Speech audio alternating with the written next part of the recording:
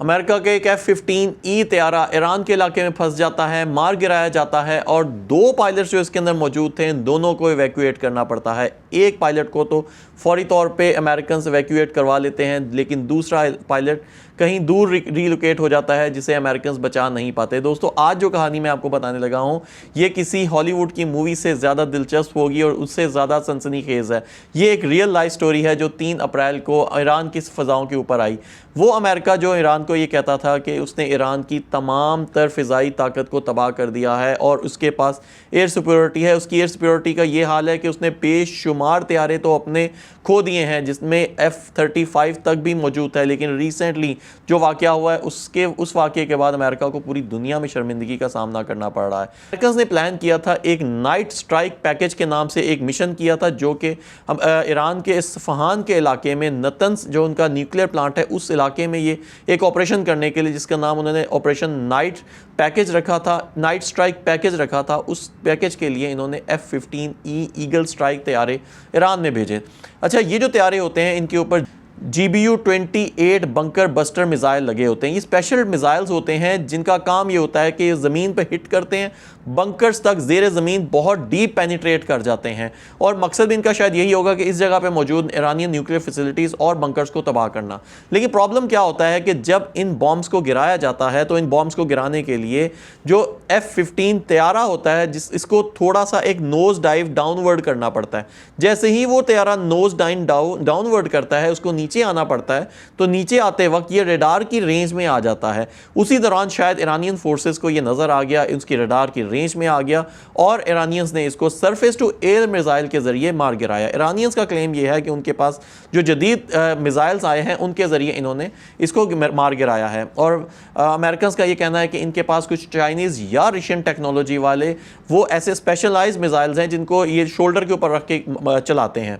2 crew members को eject करना पड़ा, जिसमें से एक तो भाग निकलता है लेकिन दूसरा फंस जाता है। जो दूसरा फंसता है उसकी, क्योंकि ये पायलट्स होते हैं, इनकी स्पेशलाइज्ड ट्रेनिंग होती है। जैसे ही ये पैराशूट के ज़रिए दूसरा पायलट नीचे आया, दूसरा जो पायलट था वो बेसिकली वेपन्स मैन था, ये कर्नल रैंक का बंदा था।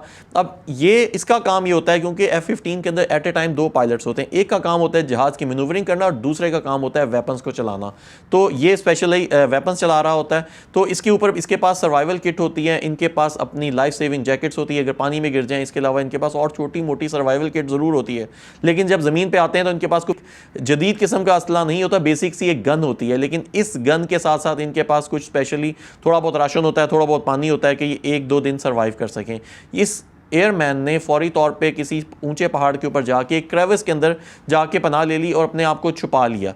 अच्छा, उस छुपाने के बाद इनके पास एक स्पेशल सिग्नल CSCL डिवाइस होती है, जिसका काम होता है कि ये 800 ग्राम की CSCL छोटी सी डिवाइस होती है, ये हर पायलट के पास होती है। इसका काम ये होता है कि ये एक सिग्नल भेजती है जो सैटेलाइट के साथ कनेक्टेड होता है और सैटेलाइट आगे फिर पेंटागन को सिग्नल देता है उस पायलट की एग्जैक्ट प्रिसाइज लोकेशन के लिए।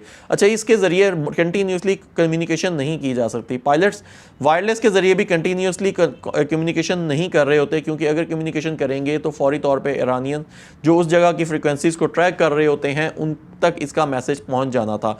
ये डिवाइस सिर्फ एक दफ़ा चलाई जाती है, एक कुछ फ्रैक्शन ऑफ सेकंड के लिए। उसी फ्रैक्शन ऑफ सेकंड के अंदर सैटेलाइट्स के ज़रिए इस डिवाइस का कम्युनिकेशन हो जाती है पेंटागन से और पेंटागन के पास एग्जैक्ट लोकेशन आ जाती है जो CIA के तमाम एजेंट्स वहाँ बैठे इनकी लोकेशन को ट्रैक कर रहे होते हैं। और फिर इसके बाद CIA ने अपनी तारीख का सबसे बड़ा रेस्क्यू ऑपरेशन किया, जिसे अमेरिकन सदर डोनाल्ड ट्रंप ने कहा है कि ये उनकी हिस्ट्री का सबसे बड़ा रेस्क्यू ऑपरेशन था। इस ऑपरेशन में सील टीम ने भी हिस्सा लिया, डेल्टा फोर्स ने किया, आर्मी के रेंजर्स ने हिस्सा लिया, 100 से ज़्यादा लोगों ने हिस्सा लिया। और इस सील टीम सील टीम का मैंने जिक्र किया है, ये सील टीम वही सील टीम है जिसने पाकिस्तान में होने वाले एबटाबाद में एक ऑपरेशन था जिसमें इन्होंने उसामा बिन लादेन को उसके पूरे कंपाउंड को यहाँ पे तबाह किया। जाते वक्त तब भी उन्होंने भी यही किया था कि जाते वक्त यहाँ पे उनका एक हेलीकॉप्टर ख़राब हो गया था, उसको भी ये तबाह कर गए थे।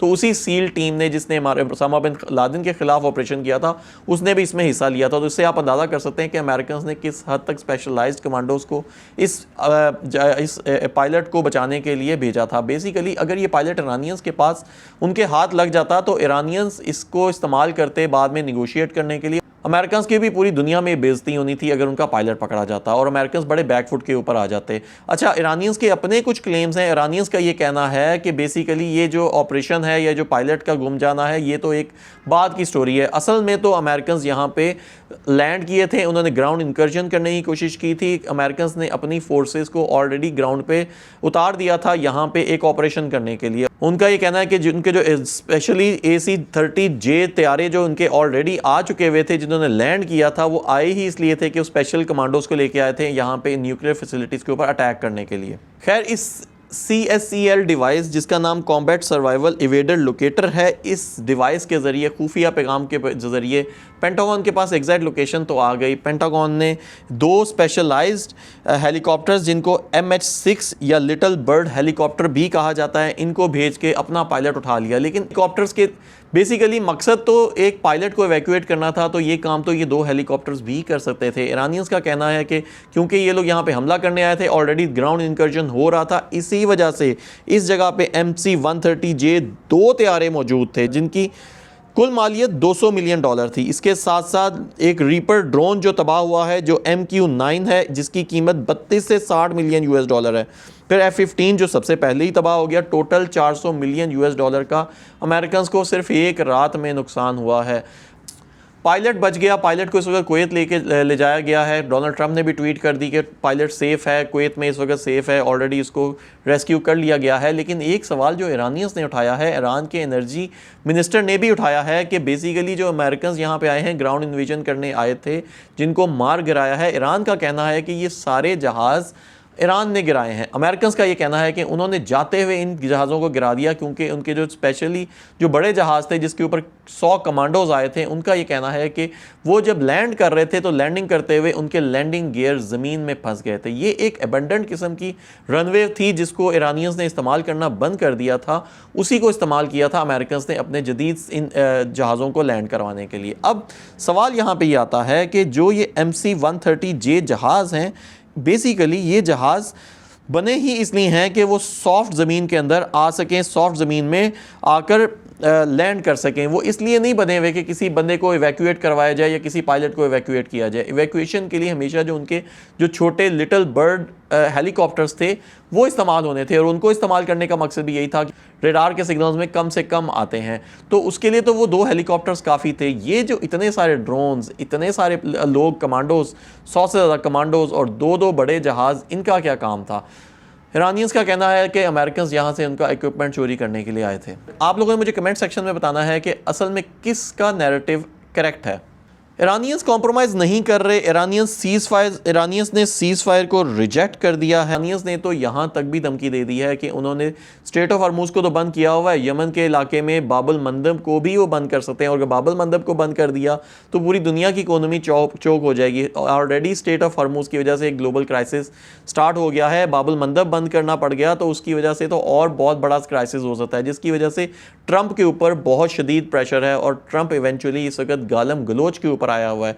ओपनली इस वक्त ईरान के सिविलियन इलाकों को थ्रेटन करने की बात कर रहा है, जिसके ऊपर CNN और ट्रंप की अपनी इंतजामिया के लोग, अमेरिका के लोग ट्रंप को क्रिटिसाइज़ कर रहे हैं कि आप ओपनली वॉर क्राइम्स कमिट करने की धमकियां दे रहे हैं और फ्यूचर में ट्रंप को वॉर क्राइम्स कमिट करने के लिए, और वॉर क्राइम्स को बल्कि उसने ऑन एयर एक्सेप्ट किया है कि वो ब्रिजेस को तबाह कर रहा है, उसने आगे एनर्जी इंफ्रास्ट्रक्चर को तबाह करने की धमकियां दी हैं। तो इसके ऊपर भी एक्शन लिया जा सकता है क्योंकि अमेरिका के अंदर भी जो अदालतें हैं वो बहुत ओपन है, बहुत फेयर हैं। वहाँ पर अदालतें सदर के ख़िलाफ़ भी कुछ ना कोई कार्रवाई कर सकती हैं। अमेरिका की एयर डोमिनेंस चैलेंज हो रही है। ईरान कहता है वो जल्द अपने एयर स्पेस के ऊपर मुकम्मल कंट्रोल हासिल कर लेगा। पायलट तो बच गया, लेकिन क्या अमेरिका जीत गया है? हाँ, ये एक बहुत बड़ी नाकामी थी जिसे कामयाबी बनाकर पेश किया जा रहा है अमेरिकन मीडिया के ऊपर। अमेरिकन मीडिया इसको सेलिब्रेट कर रहा है। वहाँ दूसरी तरफ ईरानियन मीडिया टीवी के ऊपर अमेरिका के जो तबाहशुदा और जले हुए जहाज़ों के टुकड़े हैं वो भी दिखा के ईरानियंस अपनी जगह पे जश्न मना रहे हैं।